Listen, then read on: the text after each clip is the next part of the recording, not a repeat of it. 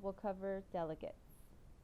The delegate feature allows the current user the ability to grant another user view or edit access to the records the current user has. Prior to delegating, the delegated user must be an active, registered user. It is important for the current user to evaluate which records, type of permission, and type of access a delegate should have. It is also the responsibility of the current user to periodically review the list of delegates and the type of permissions to ensure those access are still needed.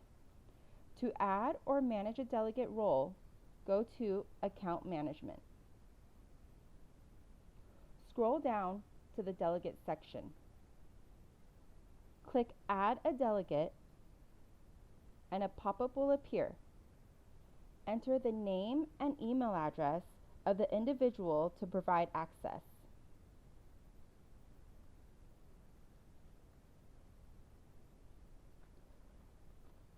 The current user can decide which AB 939 records a delegate can have access to, such as not granting access to the application or the permit record. Please note that the default is to allow the delegates to view all the AB 939 records that the current user has access to. This feature is useful if the current user is away on vacation and has a replacement to complete reports. The user can grant access to the delegated user for the function alone and remove the delegate later. Once all the delegation permissions are selected, select Invite a Delegate. The delegate should now appear under People who can have access to my account. The permission can be altered at any time.